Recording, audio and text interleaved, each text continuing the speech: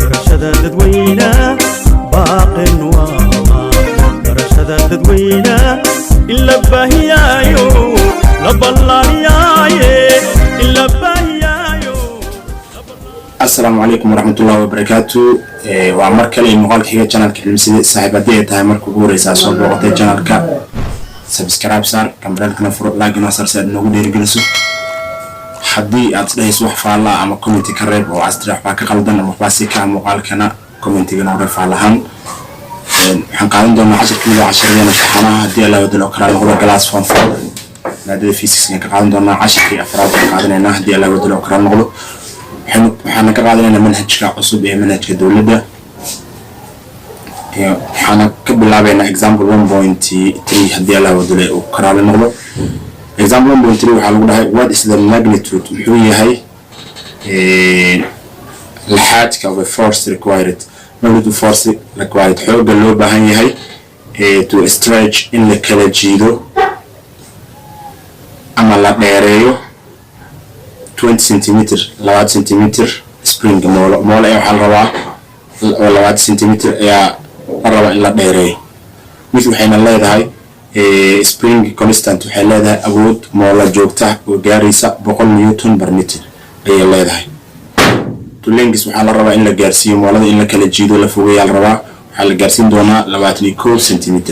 hadda waxaa laga baahan yahay xooga la isticmaalayo soonaha aan ku soo celiyo haddii la haysto moolo dhirirkeedu uu gaarayo 20 cm lana rabo in la gaarsiiyo 21 cm awoodda moolada ee ku keedsan ee spring constant loo yaqaanana ay tahay la eg tahay 100 newton per meter ay la eg tahay haddaba soo saar xooga lagu kala jiidi karo motor ay mooladaas ama lagu dheereyn karo. kulay waa kul mar walba wax ka shaqeynaya maadada physics ka waxaan ka soo dhex saaranaynaa given wax meesha ku jira solution aan ilaado marka hore given waxaana la siiyay kuwa waxaan bartaa ku haysanaa oo la siiyay given ana oo haysanaa spring constant oo k ah k waxayna la eg tahay 100 newton per meter. si lamida waxaan meesha soo dhex saaran doonaa laba value x ayana la siiyay x hadda waxay la eg tahay marka hore waxay la eg tahay 20 markii la weyneeyo ama la dheereeyo waxay gaari doontaa 22 labadaas x aysan kuma shaqeyn doonaa waan kala jaraynaa farqigooda jawaabta nooga soo baxdo ayaan ku shaqeyn doonaa oo waxaan dhahaynaa x koowaad maadaama ay tahay 20 cm x labaadna ay tahay 22 cm labadu ma baahni kala goyntooda jawaabta ka soo baxday aan u baahanahay oo inta dheeraadka inta ay gaarsiin karta 20 ka hadda ay tahay inta 22 dhiga gaar doontaa wax soo kordhina waxay noqon doonaan 1 cm markii aan kala jarno marka aan ku shaqeynayna markii aan ka hadlayno displacement markaan ka hadlayno maadada physics ka inta badan centimeter kuma aan sheegaynin xeerarkeena hore dhan waa taqaanaa waxaan ku sheegaynay meter haddaba markii aan 1 cm haysano haddii aan ka dhigayno meter aan ka dhigayno centimeter fogaanta u dhaxayso waxay ahayd 100 sida daraaddeed halkii waxaan u qaybinaynaa 100 aan u qaybinaynaa oo centimeter aan joognaa meter aan u soconaa qayb aan isticmaalaynaa markaan 100 u qaybino waxay noqon doontaa 0.01 meter ay noqon doontaa. sidaas waxaan ku haysanaa marka k na waa haysanaa x na waa haysanaa hadda waa heli karnaa marka force waa heli karnaa maxaa yeelay force waxaa lagu helayay qaacidada iska taqaanay waxay ahayd force waxaa lagu helayay markii la joogo Hooke's law markii la joogo xeerka ninka la yiraahdo aan ku shaqeynayno waayahan force waxaa lagu helayay negative k x oo ku dhacsan negative k oo ku dhacsan x ayaa ku helaynay mar qaarna positive laga dhigaa laakiin inta wada xeerka sidaas uu asal ku yahay oo negative k oo lagu dhufto x marka maadaama k ay noo tahay 100 newton ay noo tahay 100 newton meter ay noo tahay x ay noo tahay 0.01 meter ay noo tahay labaas aan si toos ah u dhufan doonaa markaas ku dhufan jawaab waxaan soo bixin doonaa 100 newton meter oo lagu dhuftay 0.01 meter isla baxayaan haddii marka aan 100 newton ku dhufto 0.01 aan ku dhuftana jawaabteedu waxay noqon doontaa 1 newton xooga la adeegsanayo si moolada loo kala jiidana wuxuu noqon doonaa 1 newton ayuu noqon karaa. aan ugu socon insha Allah waxaan galeynaa example keena kale ee noo xiga aan aadno example keena kale 1.4 waa xalliga 4 waxaa lagu dhahaa what is muxuu yahay the spring constant muxuu noqon doonaa awoodda ku jirta moolo wayahay taasoo need u baahan force xoog gaaraya 3 newton 3 newton ay u baahan tahay be compressed markii la calaadina oo moolada markii la rabo in la calaadiyo oo la isku keeno awoodda ku dhexeysa waa 3 newton mooladaas waxaa laga rabaa awoodda ay leedahay oo isaga caabin karto eeda ku keedsan ayaa laga rabaa inaad soo ogaato. From markii laga soo cadaadinaa moolada marka hore waxay joogtaa 40 centimeter ayay joogtaa, 40 centimeter to waxaa la geyn doonaa 35 centimeter. moolo dhirkeeda marka hore 40 centimeter la egyahay, markii la cadaadiyo way yaraanaysaa oo markii la cadaadiyo ay yaraataan waxay gaari doontaa 35 centimeter. laakiin waxaa laga rabaa awoodda gaarsiin karta moolo 40 centimeter la eg 35 centimeter gaarsiin karta. haddii xoogga la adeegsaday uu yahay 3 newton, awoodda ayada ku jirta laga rabaa. marka xoogga loo adeegsaday waa 3 newton, moolada marka hore waxay taagneed ay 40, hadda waxay noqotay 35. isdifaac ama awoodda ayada ku keedsan isku difaacaysa moolada awoodda ku jirta oo loo yaqaan spring constant, awooddaas ayaa loo baahan yahay. mar walba aan ka shaqeynayna maadada physics waxaa qasab ah inaan kasoo dhex saarano giving halka inooga muuqda ee aan arki karno hadda wuxuu yahay kow waxaa haysanaa 3 newton. mar haddii newton la dhigsa aragtin waxaa haystaa force. mar givingkeena kow waxaan dhahaynaa forcegeena wuxuu leeyahay 3 newton. si lamid ah waxaan haysanaa mooladu marka hore waxay taagan tahay 40, markii xoogga loo adeegsaday waxay noqotay 35 ay noqotay. ma qaadan doona 40ka 35 ma qaadan doona. sidii tusaale hore la mid tahay labadaas kala goyntan farqiga ka soo baxay jawaabta ka soo baxday aan anfacaysa. waxaan dhahaynaa marka 40 laga jaray 35 waxay noqon doontaa I hope waxay noqonaysaa 5 centimeter ay noqonay. sida aan example ka hore ku sheegay si lamidana mar waliba oo aan sameynayno aan ka shaqeynay rugslow waa inaan u bedelnaa centimeter doona soo baxaan halbeega kasii hooseeya soo baxaan waa inaan ka wada dhignaa basically waa inaan u bedelnaa meter. sida daraadeed waxay noqon doontaa 5 centimeter. haddii 5 centimeter aan u qaybino 100 waxay noqon doontaa waad iska garan kartaa eber 5 meter ay noqon doontaa. haddaba marka halkaa taaganahay waxaa sidaa ku haystaa force oo 3 newton ah iyo displacement oo gaaraya eber 5 oo u dhigma x. qiimaha aan ku shaqeyn doonaa formula aan ku shaqeyn doono muxuu noqon doonaa. formula aan ku shaqeyn doono muxuu noqon doonaa maadaama k la diro oo spring constant la diray, k waxaan ku helayaa oo ku heli karaa f loo qaybiyay x, ama spring constant waa lagu helaa force oo loo qaybiyay displacement. daba force-ga hadda marka muxuu la ekaa 3 newton, displacement-ga muxuu la ekaa 0.05 meter oo la ekaa.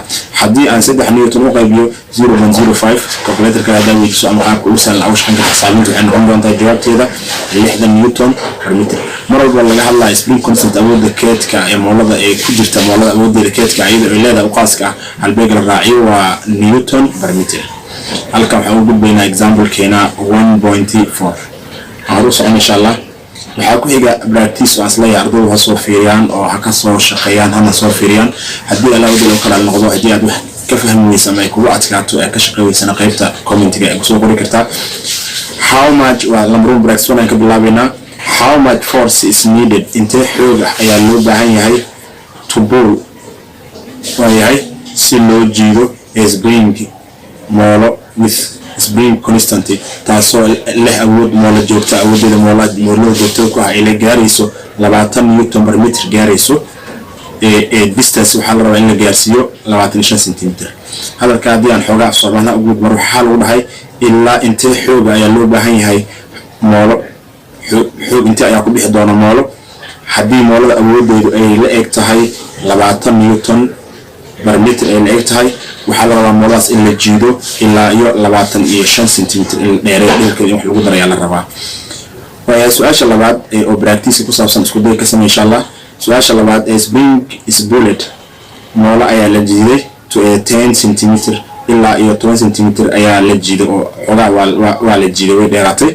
and held waa la celiyay xogaa in a place meel ayaa lagu celiyay with a force xoog celiyay ee jiiday wuxuu gaarayaa 500 oo newton ayuu gaaray 500 newton ayuu gaaray. words muxuu yahay the spring constant awoodda joogtada ah ee moolada ku jirta maxay noqon kartaa. words muxuu noqon doonaa the spring constant awood joogtada ah ee ku jirta of spring moolada. halka waxaa ugu baxnaa marka example-adii laba example iyo practice-koodii la xiriiray. hadda waxaan gelaynaa marka example 1.5 waxaa lagu dhahay a 5 kilogram mass culays gaaraya 5 kilogram ayaa suspended waxaa laga soo laadlaadiyey from spring moolo produces wuxuuna soo saaray displacement fogaan ayuu soo saaray of 20 centimeter oo gaaraysa ilaa 20 centimeter. words muxuu yahay the spring constant awoodda joogtada ah ee moolada ku jirto. use adeegso oo qaado in G ay tahay gravitational force waaye ay u taagan tahay 9.8 meter per second square. marka qaarna gravitational acceleration waxaa loo qaataa 10 meter per second square ayaa loo qaataa, laakiin hadda waxaa lagu dhahay u qaado G inay la eg tahay 9.8 meter per second square. haddaba aan aadna solutionkeena mar walba aan wax ka shaqaynayno waxaan samayn jirnay given ayaan ka dhex saaran jirnay. haddii aan fiirino example-kan maxaa given oo inoogu jira, given-ka inoogu jira waxay tahay kow waxaana la siiyay mass-keena wuxuu leeyahay 5 kilogram. waxaa kaloo sidoo kale nala siiyay displacement oo x ah, x waxayna la eg tahay 0.3 waxayna la eg tahay 2 centimeter oo hadda x na la eg sidaa uma qaadan doono maadaama ay tahay centimeter oo inaan ka dhignaa meter oo waxaan dhahaynaa centimeter marka meter loo bedela 100 aan qaybin doonaa waxayna noqon doontaa 0.2 meter ayana noqon doontaa. waxaan sidoo kale haysanaa gravitational acceleration. dadka qaar waxay dhahaan gravitational force waa qalad, acceleration laba fijidka awoodda dhulka wuxuu kusoo jiito waayo wax walba ka sareeya uu kusoo jiito waana 9.8. marka qaar waxaa loo qaataa 9.8 meter per second, marka qaar waxaa loo qaadan karaa 10 meter per second square loo qaadan karaa oo waxa waaye ayadoo la sameeyay roon ama soo buuxin roon ayaa lagu sameeyay. marka aan hor u socon insha Allah waxayna noqon doontaa given-keena aan wada haysan aan ku shaqeyno. waxaan raadin doonaa marka waxaana loo diray ee aan raadinayno wuxuu ahaa k. si aan usoo saarno k ama spring constant aan usoo saarno k waxaa lagu helayaa f oo loo qaybiyey x ama force. spring constant waxaa lagu helaa awood ama force oo loo qaybiyey displacement ama barbax. okay, marka maanta haddaan fiirino anaga ma hayno force toos uma hayno, balse waxaa haysanaa mass iyo waxaa haysanaa iyo gravitational acceleration labadaas haysanaa. mar haddaan labadaas haysanana waxay la mid tahay anagoo haysanaa force. maxaa yeelay xeer waxaa jiro ninka Newton la yiraahdo ka hadlayo sheegay xoog waxaa lagu helaa mass oo ku dhacsan gravitation, mar qaar waxaa lagu helaa mass oo ku dhacsan acceleration, culays oo ku dhacsan cufis jiidad ama culays oo ku dhacsan karar midkii la yiraahdo. marka xeerkaas ayaa isticmaali doonaa. haddii force-ga caadi uu naga maqan yahay waxaa inoo taala kaabayaasha noo suurtagelin lahaa inaan force-ga helno. sidaa daraadeed waxaan ku bedelaynaa booskii force waxaan ku bedelaynaa mass oo ku dhacsan gravitation iyadoo noogu dhiganta inaan force haysano. halka formula aan ku xalin wuxuu noqon doonaa marka k waxaan ku helaynaa mg over x, m oo u taagan mass, g oo u taagan gravitational acceleration, x oo u taagan displacement. marka mass-keena wuxuu la egyahay waa 5 kilogram, gravitationkeena wuxuu la egyahay waa 9.8. waa isku dhufanaynaa wixii intaas inooga soo baxa u qaybin doonaa numberka x oo ah 0.2 meter. haddaan intaas u qaybino jawaabteena waxay noo noqon doontaa oo halkaa kaga muuqan doona waa 245 newton per meter. example-ka marka aan ka baxno waxaa noogu xiga exercise lamida exercise ayaa noogu xiga oo aan rabno in laga wada shaqeeyo lana fahmo insha Allah. waxaa lagu dhiibay practice 1 qaybta koowaad. practice qaybta koowaad waxa uu ka kooban yahay 4 kilogram mass culays gaaraya 4 kilogram ayaa suspended laga soo laadlaadiyay from spring moolo and stretched way kala baxday moolada. stretched way kala baxday moolada ilaa waxay kala baxday displacement waxay keentay fogaan gaaraysa ilaa 20 cm ay keentay. what muxuu yahay the spring constant awoodda joogtada ah ee ku jirta moolada. use isticmaal waxaa isticmaalaysaa in g ay la mid tahay 10 meter per second square. okay, hadda aan ka hadlayo waa soo buuxinaan 9.8 kilo soo buuxiyo waay. Soomaaliya hadaan ku celiyo 4 kilogram oo culays ayaa laga soo laadlaadiyay mooladiina way kala baxday ilaa 20 cm ay kala baxday. muxuu yahay awoodda joogtada ah ee moolada ku jirta. isticmaal g in la eg tahay 10 meter per second square. su'aasha labaad, load xamuul of oo gaaraya 50 newton 50 newton gaaraya ayaa attached waxaa lagu dul xiray to spring moolo ayaa lagu dul xiray hanging oo u suran vertically xab joog ay u surnayd. stretched mooladu waxay samaysay way kala baxday the spring moolada ilaa waxay kala baxday 5 cm ayay kala baxday. okay, the spring is now hadda moolada xilliga hadda la joogo mooladu placed waxaa loo dhigay horizontal jiif ayaa loo dhigay on a table waxaana la dul saaray miis dushiisa ayaa la dul saaray. and stretched waxay kala baxday 12 cm ayay kala baxday. what force maxaa waa xooga is required loo baahan yahay to stretch si loo kala jiido the spring mooladaas. Soomaali haddii aan kugu celiyo xamuul ama xamli ama waya culays gaaraya ilaa 50 newton ayaa waxaa laga laadlaadiyey moolo u suran hab joog ah. mooladii way kala baxday, waxayna kala baxday ilaa iyo waxay kala baxday 5 centimeter ayay kala baxday. mooladii hadda waxaa loo dhigay qaab jiif ayaa loo dhigay, miis dushiisa la dul saaray, waxayna kala baxsan tahay hadda 12 waxay kala baxsan tahay ilaa 12 centimeter ayay kala baxday moolada. waxaa laga rabaa marka inaad soo saarto muxuu yahay awoodda loo baahan yahay in moolaas lagu kala jeedo. waa marka aan hor u socon insha Allah waxaan galaynaa marka relation, waxaan ka hadlaynaa xiriir yar oo u dhaxeeya qaacidooyinka hadda aan soo qaadanay uu soo saaray ninka la yiraahdo Hooke's law iyo xeer uu soo saaray ninka lagu magacaabo ninka lagu magacaabo waa xiriirka dhexeeya Hooke's law xeerkiisa iyo Newton, iyo xeerka labaad oo ninka lagu magacaabo Sir Isaac Newton xeerkiisa labaad. maadaama labada ay ka hadlayaan force xiriir qaab u leeyahay jiro qaabkaas aan ka doonaa. waa the relationship xiriirka bariin oo u dhaxeeya force equations isleegyada forciga. Hooke's law xeerka ninka lagu magacaabo Hooke states wuxuu sheegayaa in force F in lagu helayo negative spring constant oo ku dhacsan displacement oo ama u soo gaamin karno F in lagu helayo negative K oo ku dhacsan X, whereas halka Newton second law xeerka labaad ee ninka Newton lagu magacaabo states uu sheegayo that in force in awoodda lagu helo mass oo ku dhacsan acceleration, awoodda lagu helo xoog oo ku dhacsan karar qaadasho. haddaba labadaas xeer meel isla qosayaan, ereyada laga soo gaagaabiyay erebixin lagu sameeyay. K waxaa ay u taagan tahay spring constant awood joogtada ee moolada, X waxay u taagan tahay displacement waa barabax, M waxay u taagan tahay mass oo culays u taagan, and A waxay u taagan tahay acceleration oo karar ah. haddaba halka waxaa kaga imaan doona maadaama la dhahay ninka lagu magacaabo Hooke wuxuu soo saaray in F la eg tahay negative Kx, ninka lagu magacaabo Sir Isaac Newton xeerkiisa labaad wuxuu ku soo saaray in F la eg tahay M la eg tahay Ma la eg tahay. haddaba halka waxaan ka qaadanaynaa in Kx ay la mid tahay Ma, kuwaas ayaan ku shaqeyn doonaa. relation halkaas oo ka imaan doonaa Ma waxay la mid tahay negative Kx. after dividing haddii aan u qaybino both sides labada dhinac by M, haddii labada dhinac u qaybino mass dhinaca acceleration kan mass aan u qaybino dhinacan kale ay ku qoran tahay dhinac ay ku qoran tahay mass acceleration la socdana mass aan u qaybino, dhinac ay ku qoran tahay Kx na mass aan u qaybino. dhinaca hore markaan u qaybino mass aan u qaybino mass la baxayaan, xagga waxay nagu soo haraya acceleration. formula wuxuu noqon doonaa marka acceleration uu noqon doono K wuxuu la mid noqon acceleration wuxuu la mid noqon doonaa K divided by M oo ku dhacsan X ayuu noqon doonaa. marka example ku saabsan ayaan ka shaqeyn doonaa asla qaadan doonaa. waan example 1.6 waan example ugu dambeeyay section kan koowaad ee qaybta koowaad aan ku jirnay gabagabadiisa waaye. waxaa lagu dhahay 2 kg mass 2 kg oo culays ah ayaa hang waxaa la suray at the end of spring, moolo dhamaadkeeda ayaa la suray whose taasoo constant joogtadeeda ama K ay leedahay ay la eg tahay 400 newton 400 newton per meter ay la eg tahay.